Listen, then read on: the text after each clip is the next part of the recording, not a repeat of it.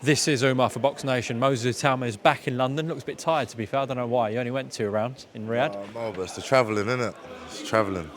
Traveling's done me. Everyone's got it. I think it's the aircon in Saudi, the constant aircon. I don't know. It might be the sand moving around. I don't know, all of a sudden everyone's got nosebleeds. Yeah, what happened in that press over? I have no idea. I don't know. I ain't gonna lie. I was sitting there and I thought a booger fell out my nose, and I put my hand on my nose like this. Next thing you know, I took my hand away. I got like a handful of blood. I was like, oh shit. Sorry, I didn't mean to swear. No, you can swear. But at least it didn't happen in the ring, eh? Well, it's like you kind of get let off when it happens in the ring, doesn't it? When it's a press conference, it's like, who's punched you? Do you get nosebleeds often, or? Yeah, I do, to be honest, but only when I'm in hot countries. It actually happened the first day I got there, and when I was at dinner, I blew my nose, and I had blood in the tissue, and then literally happened about 2 hours later. I just happened at the press conference. Well, yeah, 2 rounds there. We're talking about in the press today about the fight he had with Tom Schwartz, etc. So to blow him away in 2 rounds, did you expect that on fight night? No, I didn't, because obviously, like he obviously went the distance with Tom Schwartz. No, not the distance, but he went a long time with Tom Schwartz. So I was like, maybe like it might take me like 5 or 6 rounds. And then after the second round, he started dancing in the middle of the ring. I was like, oh yeah, that's it. Lights off. Lights off.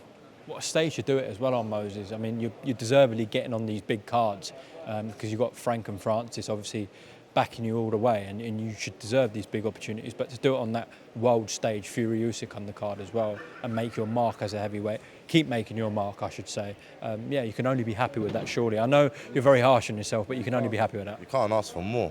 Like, obviously, if I had a first round knockout, it would have been better. But obviously, you got to like implement the training into the fight. Like, obviously, I've been training for 10, 12 rounders. So if I'm going 1 rounders, what's the whole point of me training that long?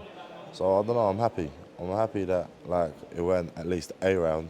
And my uncle did call me after the fight. It was like, finally, you gave us something to look at. But obviously, next fight, a little more step up and go even longer, put even more of a show on.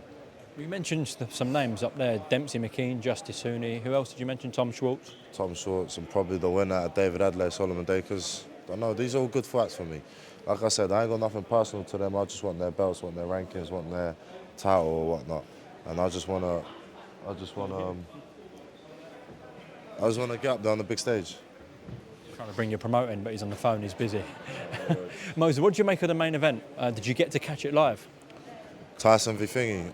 Oh, what a fight! Tyson v Usyk. Sorry. The undisputed heavyweight champion. Tyson with Usyk. No, it was a very good fight. I ain't gonna lie. I had goosebumps the whole way through.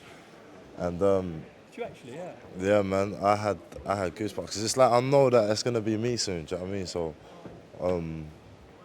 I enjoyed it. I had when the fight finished, I did have Tyson up by 1 round, but then it depends. I don't blame anyone for seeing Usyk winning or Fury or it was draw or whatever. So, don't know. Frank, just coming closer. Just back to yourself, Moses. Yeah, what a win he had out on a massive stage, second round win, and he talks about, Tom Schwartz took that guy a few rounds, etc. Moses did him so quickly. He did. I mean, a fabulous 3-punch combination, unbelievable stoppage, and beat a guy who was 23-1. And he's talking about names like Dempsey McKean, Justice Hooney, the winner of Adelaide Acres. The right timing for Moses? That's the first camp he's had for a 10-round fight. And that's important that you train for a 10-round. I'd like to see him get some more rounds under his belt, but I've got to tell you something, he catches you, you're gone. He's a tremendous puncher. And me, I think 1 more 10-round and I think he'd be ready to fight for the British title. Yeah. When did you first hear about Moses Itauma? When he was 15. Francis showed me this video and I looked at it and he was sparring with a very well-known heavyweight who had a head guard on, and I couldn't make out quite who it was. And he was like so lively, it was untrue. And he said to me, he's 15, and he told me who the fighter was, and I went, what? And the rest is history. We then got together, we sponsored him, and done our deal, and it's been a privilege and a pleasure to be working with him. He's got nice. Remember his brother Carol was with us and fought with us at the time as well. So it's just been been really good, and we're enjoying it. And just want to keep him busy, keep learning his profession and trade.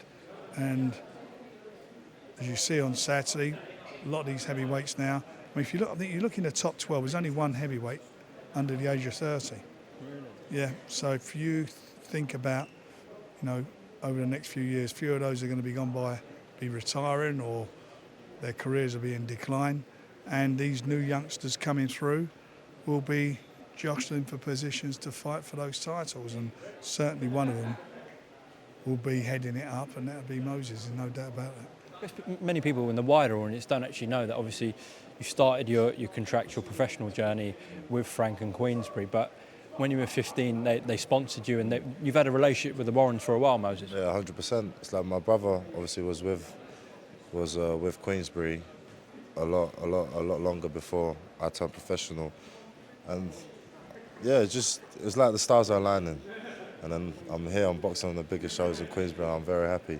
very grateful, very privileged to have the opportunities, and not only that, I'm putting some good performances on, so they keep having me out. We must be doing something well. We've seen what he's done with the likes of, the stars of British boxing, Ricky Hatton, Joe Calzaghe, Naz, Tyson Fury more recently, and I'm guessing it's going to be Moses Itauma one day as well for Frank. Hopefully.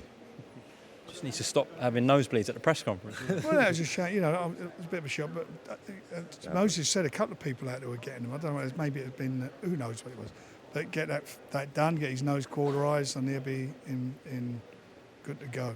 He's, besides the fact that he can fight, he's a nice young man, a nice person, good person, and that makes it, nice to work with someone. Makes it, you want it to work. You want him to do well for himself, because he is. He's a star. Still a teenager. But we keep. He's very humble as well, confident but humble. I'm saying he's confidently humble. He hasn't got, he does his talking in the ring. He doesn't need to do anything else. And I've got to be honest, every time he gets in the ring, he ain't talking, he's shouting. Well, listen, long may this relationship continue. And Moses, well done on another great win. I know I keep saying it, but well done, another great win. Thank you very much. Moses, Frank, thank you. Pleasure.